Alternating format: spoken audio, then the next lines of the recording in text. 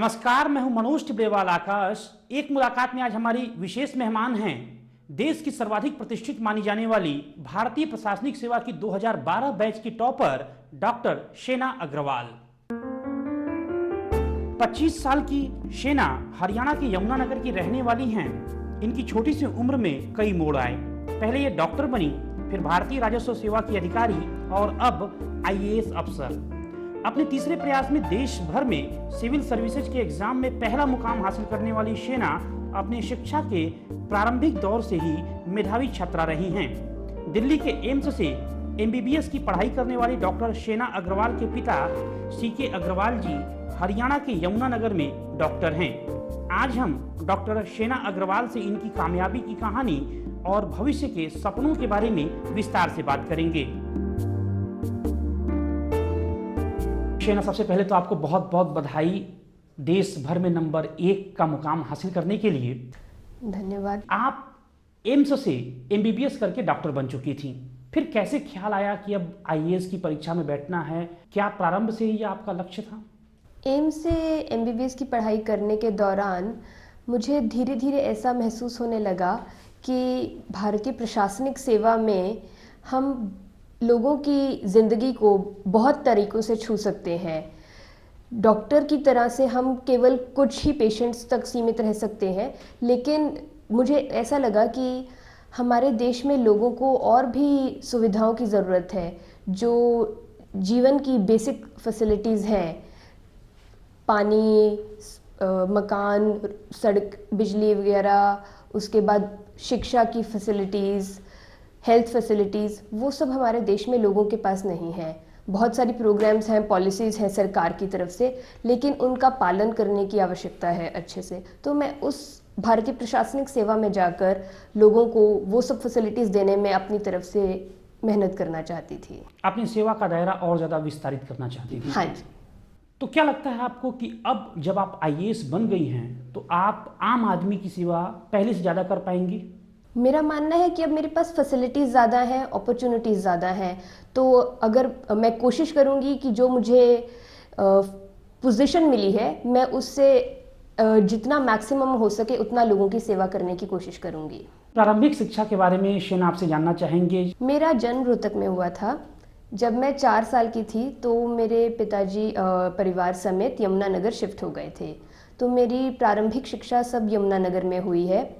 10वीं तक की सारी शिक्षा मैंने यमुनानगर में की है। उसके बाद 11वीं 12वीं की शिक्षा मैंने नाभा पंजाब से की है। 12वीं के बाद एमबीबीएस की परीक्षा दी, पीएमटी का एग्ज़ाम्स दिया और मेरा एम्स में सिलेक्शन हो गया। उसके बाद मैंने ग्रेजुएशन एम्स से की है। 10वीं और 12वीं में आपकी रैंकिंग क्या थी?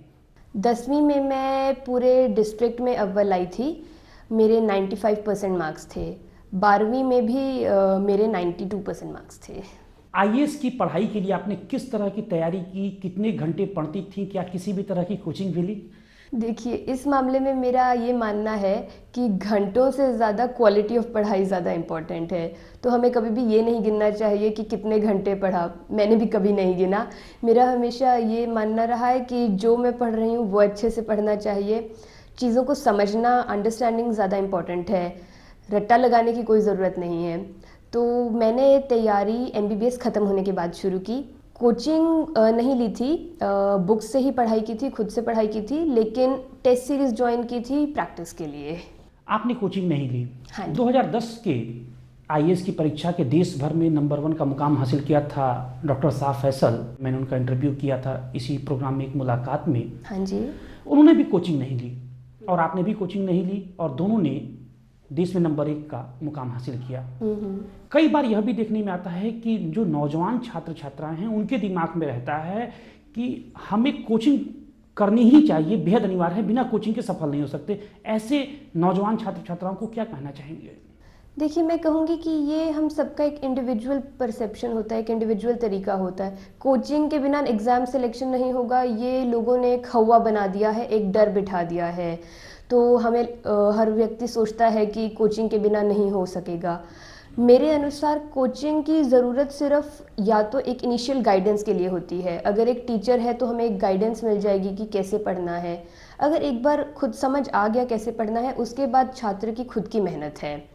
दूसरी चीज़, कोचिंग मेरा से एक हमें रेगुलर टेस्ट हो जाता है, हमें अपनी एबिलिटीज़ का, अपनी कमियों का पता चल जाता है। करंट अफेयर्स की जानकारी के लिए आप कौन सा न्यूज़पेपर पढ़ती थी और मैगजीन? करंट अफेयर्स के लिए मैं हिंदू रेगुलरली पढ़ती थी। डेली मॉर्निंग ये एक हैबिट ही बन गई थी कि मॉर्निंग में उठते ही सबसे पहला काम न्यूज़पेपर पढ़ना है। उसके बाद कभी अगर मिला तो मैं टाइम्स ऑफ इंडिया या हिंदुस्तान टाइम्स भी पढ़ लेती थी। मैगज़ीन्स में योजना पढ़ती थी, जिसमें गवर्नमेंट की पॉलिसीज़ और प्रोग्राम्स के बारे में बताया जाता है। Other than that civil services chronicle पढ़ती थी। करंट अफेयर्स की जानकारी आप कितना महत्वपूर्ण मानती हैं जो कैंडिडेट्स तैयारी कर रहे हैं सिविल सर्विसेज के एग्ज़ाम के लिए? करंट अफेयर्स की जानकारी आज की तारीख में सबसे ज़्यादा इम्पॉर्टेंट है। एक तो एग्ज़ाम भी ऐसा है, अगर हम प्रशासनिक सेवा में जा रहे हैं तो हमें पता होना चाहिए कि हमारे आसपास क्या चल रहा है, आजकल देश में देश विदेश में क्या नई चीज़ें आ रही हैं। अगर हमें नहीं पता तो हम इन सर्विसेज में जस्टिस नहीं कर सकते। तो एग्ज़ाम का पैटर्न भी उसी तरफ झुक रहा है। एग्ज़ाम में भी करंट अफेयर्स पर ज़्यादा फोकस आ रहा है। हमारे इस कार्यक्रम में एक मुलाकात के सबसे ज़्यादा दर्शक युवा वर्ग से आते हैं। जो नौजवान कैंडिडेट्स आपकी ही तरह सिविल सर्विसेज के एग्ज़ाम में सफल होना चाहते हैं, उनको आपकी क्या महत्वपूर्ण सलाह होगी? मुझसे बहुत लोग ये पूछते हैं कि हम तैयारी करें तो कैसे शुरू करें। मेरी सबसे पहले सबको यही सलाह है कि न्यूज़पेपर पढ़ने की आदत बना लीजिए। आज से डेली सुबह उठते ही 1 घंटा 1.5 घंटा लगेगा, आपको न्यूज़पेपर ज़रूर पढ़ना है। उसमें भी कोशिश कीजिए कि अच्छा न्यूज़पेपर, सबसे पहले हिंदू पढ़ने की कोशिश शुरू कीजिए। जो नौजवान सिविल सर्विसेज की परीक्षा की तैयारी करना चाहते हैं, मेरी सबसे पहले उन्हें यही सलाह है कि आपको करंट अफेयर्स की जानकारी आवश्यक है। न्यूज़पेपर पढ़ने की आदत डेवलप करनी बहुत ज़रूरी है उसके लिए। तो आप हिंदू पढ़ना शुरू कीजिए। डेली 1 घंटा 1.5 घंटा शुरू में लगेगा आपको न्यूज़पेपर पढ़ने में। आप उसके अलावा DD1 पर न्यूज़ सुन सकते हैं या ऑल इंडिया रेडियो पर भी न्यूज़ सुन सकते हैं, उससे भी आपकी नॉलेज बढ़ेगी। उसके बाद आप जैसे इवेंट्स को सुनेंगे, देखेंगे, उनके बारे में सोचिए, उन्हें अपने दोस्तों से, मित्रों से, बड़ों से डिस्कस कीजिए, तो आपकी जानकारी और बढ़ेगी। ये आपका बेस तैयार हो जाएगा। इसके बाद आप ऊपर जो पढ़ाई करेंगे वो इसको एनरिच करेगा। आपको खुद तीसरे प्रयास में IAS में सफलता मिली।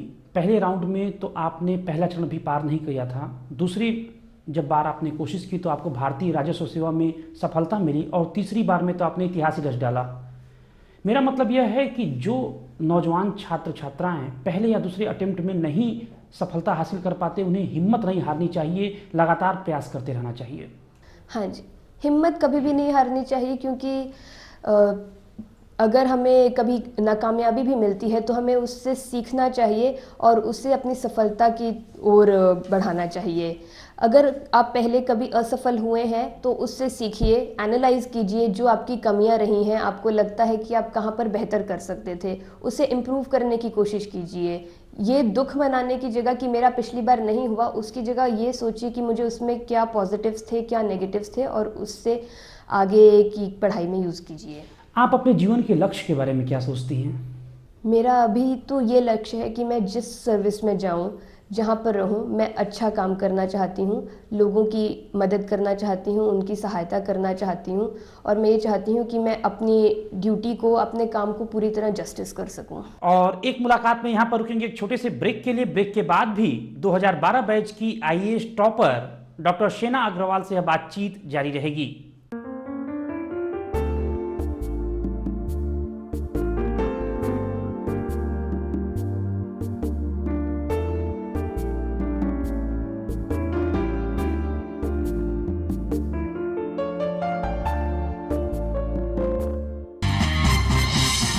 किसानों के कंधों से कर्ज का बोझ करने का फैसला। Market bounce and short covering ahead of expiry of monthly. U.S. Congress passes mega bailout package. State of our economy calls for action, bold and swift, and we will act. agriculture sector grows at 4%. The demand for power is going to double in the next decade. The central sales tax rate are expected to come down. Satyam said in a statement that the company's profits had been inflated over recent India today wanted regulators to put in place effective implementation of corporate governance norms. That is because the promises are promised. The nation has brought down the poverty line significantly in the last 5-6 years. The common man who does not understand the economic jargons Airbus sees the giant A380 as future of aviation. Consumers may benefit from lower fares. The economy is in a position where the growth momentum is solidly maintained. Business Wrap, Monday to Friday, 6:30 p.m. only on DD News. Break के बाद एक बार फिर आपका स्वागत है। एक मुलाकात में आज हमारे साथ हैं कम समय में ही नौजवानों की आदर्श बनी डॉक्टर शेना अग्रवाल। शेना जी, प्री और मेन की परीक्षा के बाद जब इंटरव्यू का नंबर आया होगा तो जाहिर सी बात है आपके भी मन में तमाम सवाल चल रहे होंगे कि इंटरव्यू कैसा होगा, क्या सवाल पूछा जाएगा। आपका अनुभव कैसा रहा और किस तरह के सवाल आपसे पूछे गए? मेंस के बाद जब इंटरव्यू कॉल आती है तो बहुत खुशी भी होती है, डर भी लगने लगता है। तो उस केस में हमें जो मेरे टीचर्स थे, सीनियर्स थे, उन सब ने मुझे यही गाइड किया कि बिल्कुल टेंशन नहीं लेनी चाहिए एंड अपना आराम से कॉन्फिडेंस से जाना चाहिए। इंटरव्यू बोर्ड भी हमारी तरह ही मेंबर्स हैं जो सर्विसेज के लिए सही आदमी सिलेक्ट करने के लिए बैठे हैं, तो वो हमारा कॉन्फिडेंस लेवल और पर्सनालिटी टेस्ट करना चाहते हैं। इंटरव्यू हमारी नॉलेज का टेस्ट नहीं है, नॉलेज वो मेंस और प्रीलिम्स में ऑलरेडी टेस्ट कर चुके हैं। इसका नाम भी यूपीएससी ने पर्सनालिटी टेस्ट दिया है। तो मेरा इंटरव्यू का एक्सपीरियंस भी बिल्कुल ऐसा ही था। जो इंटरव्यू बोर्ड था बहुत ही कॉर्डियल था। उन्होंने मुझे कंफर्टेबल करने की कोशिश की, आराम से बिठाया एंड आराम से धीरे धीरे क्वेश्चंस पूछने शुरू किए। मोस्ट ऑफ द क्वेश्चंस जो उन्होंने पूछे वो मेरे हॉबीज़ से रिलेटेड थे, मेरे बायोडाटा से रिलेटेड थे। तो उन्होंने मेरा एक्सपीरियंस जानने की कोशिश की एंड इस चीज़ पर फोकस किया कि मैं सर्विसेज में क्यों आना चाहती हूँ एंड आगे क्या करना चाहती हूँ। 2,43,003 परीक्षार्थी बैठे थे प्री एग्ज़ाम के लिए। इनमें से 11,984 सफल हुए मेन रिटन एग्ज़ाम के लिए और फिर फाइनली 2,417 सफल हुए इंटरव्यू के लिए और इनमें से भी 910 को जगह मिली सिविल सर्विसेज के लिए अंततः। हाँ जी। क्या कोई ऐसा पल भी आया जब आपकी एकाग्रता भंग हुई अपनी पूरी तैयारी के दौरान? बहुत सारे ऐसे कठिन पल आते हैं जो आपको टेस्ट करते हैं, आपका कॉन्फिडेंस चेक करते हैं। बार बार बहुत बार टेंशन होती है, डर लगता है कि अगर नहीं हुआ तो क्या होगा, क्या मैं इस लायक हूँ कि मेरा हो सकता है। तो उस समय सबसे इम्पॉर्टेंट है कि अपने ऊपर भरोसा बनाए रखिए, अपना कॉन्फिडेंस मेंटेन कीजिए, अपने बड़ों से बात कीजिए, पेरेंट्स से बात कीजिए, टीचर्स से बात कीजिए। मेरे पेरेंट्स, फ्रेंड्स, उन्होंने हमेशा मेरा कॉन्फिडेंस बढ़ाया, हमेशा मुझे हिम्मत दी कि नहीं, पूरी मेहनत से, लगन से अगर तैयारी करोगे तो उसका फल अवश्य मिलेगा। आपको तीसरे प्रयास में सफलता मिली, आप IAS बनी। मान लीजिए अगर तीसरे प्रयास में भी सफलता नहीं हासिल होती तो क्या आप चौथा चांस भी लेती? नहीं, मेरा ऑलरेडी भारतीय राजस्व सेवा में सिलेक्शन हो चुका था, तो मैं उसमें रहकर अपनी तरफ से पूरी मेहनत करना चाहती। मुझे जो भी सर्विस मिली थी मैं उसमें एक्सेल करने की कोशिश करती। शेना, कौन सा आप कैडर चाहती हैं? ये तो DOPT का काम है, वो जो भी कैडर एलोकेट करेंगे उसमें जाकर काम करना है। कुछ लक्ष्य नहीं बनाया? नहीं, पहले से कोई इस बारे में प्री कंसीव नोशंस नहीं है। आपके हिसाब से आपके सपनों का भारत कैसा होना चाहिए? मेरे सपनों का भारत, इसमें मुझे महात्मा गांधी की एक लाइन याद आती है, मैं वो कोट करना चाहूँगी। उन्होंने कहा था कि मेरे सपनों का भारत ऐसा होना चाहिए जिसमें हर व्यक्ति, चाहे वो कितना ही गरीब हो, कितना ही छोटा हो, वो अपनी सारी ज़रूरतों को पूरा कर सके, उसको सारी फैसिलिटीज़ मिल जाएं और वो बिना डरे, बिना किसी डर के खुलकर अपनी बात कह सके, अपनी जो ज़रूरतें हैं उनकी डिमांड कर सके, अपने हक को मांग सके। ऐसा है मेरे सपनों का भारत। लोकतंत्र के 4 खंभे हैं, विधायिका, कार्यपालिका, न्यायपालिका और मीडिया। देश में व्यवस्था ठीक तरीके से चले, इसमें कार्यपालिका की भी बहुत महत्वपूर्ण भूमिका है। कैसे नौकरशाही के कामकाज को और ज़्यादा पारदर्शी बनाया जा सकता है? ये आपने बिल्कुल ठीक कहा कि देश का कामकाज ठीक चले उसके लिए हमें पारदर्शिता की बहुत आवश्यकता है। तो कार्यपालिका के कामकाज में पारदर्शिता हो, इसके लिए RTI पास हुआ है। राइट टू इन्फॉर्मेशन से बहुत बदलाव आया है। आजकल सिटीज़न एक्टिवेशन का और सिविल सोसाइटी एक्टिविज़म का समय चल रहा है, तो लोग अपने हक के बारे में जानने लगे हैं। वो सरकार से मांग करते हैं कि जो फैसिलिटीज़ उन्हें मिलनी चाहिए, जो उनका हक है वो उन्हें मिलना चाहिए।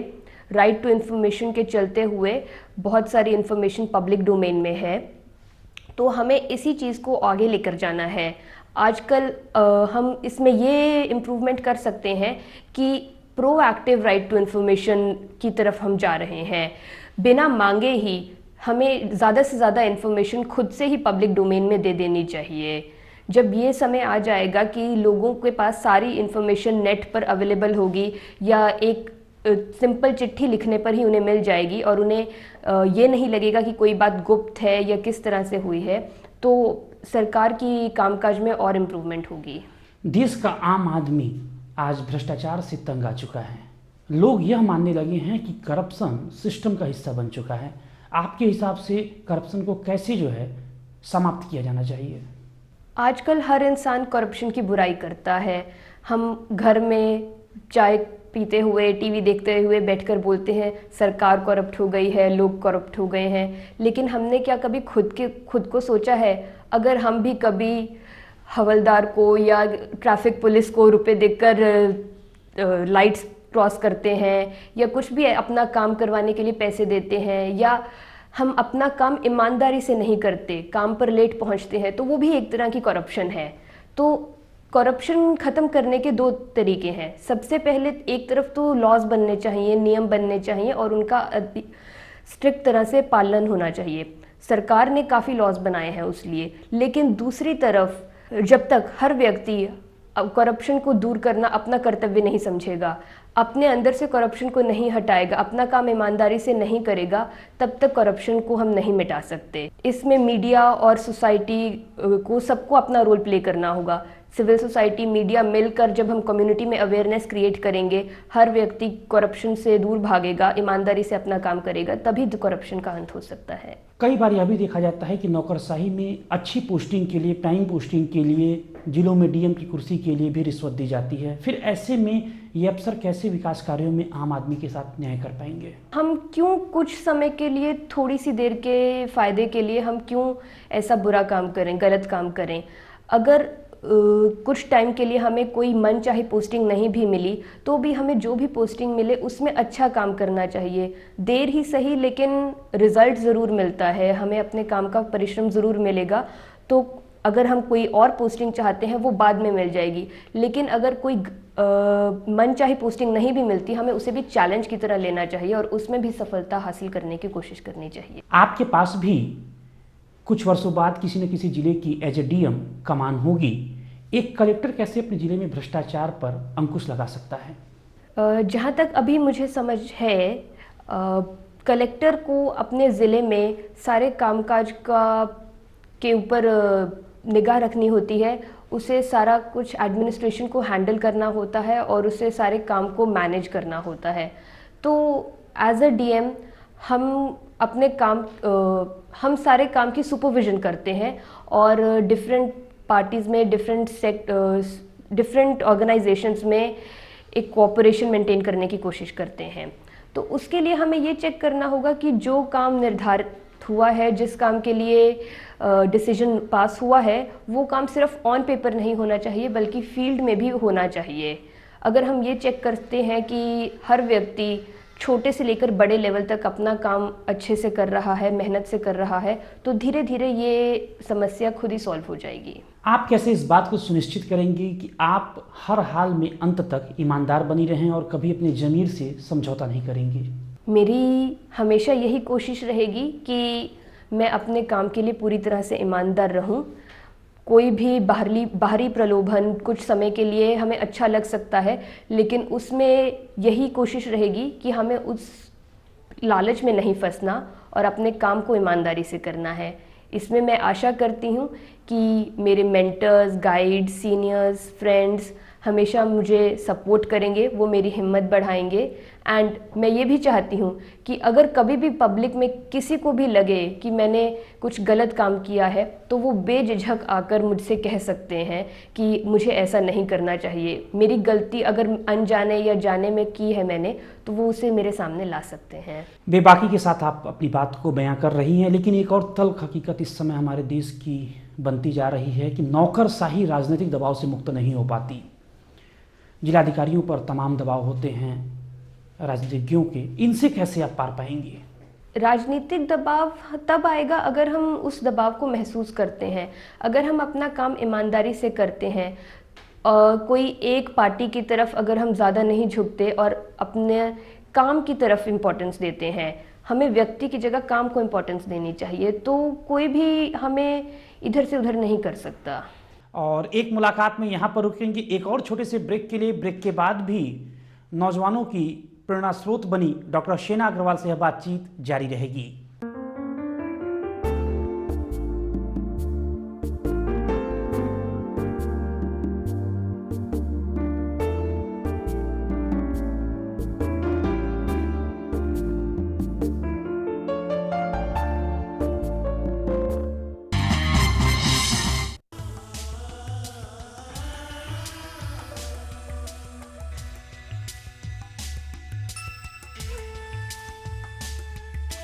क्यों बढ़ रही हैं स्वास्थ्य समस्याएं?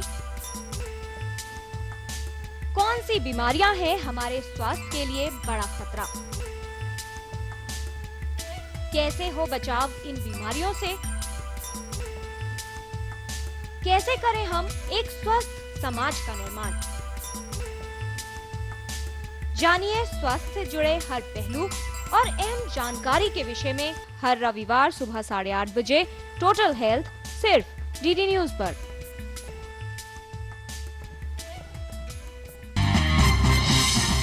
ब्रेक के बाद एक बार फिर आपका स्वागत है एक मुलाकात में। आज हमारी विशेष मेहमान हैं 2012 बैच की आईएएस टॉपर डॉक्टर शेना अग्रवाल। अब थोड़ी निजी बातें करेंगे। शेना, आपके परिवार में कौन कौन है? मेरे परिवार में मेरी माताजी हैं, मेरे पिताजी हैं और एक छोटा भाई है।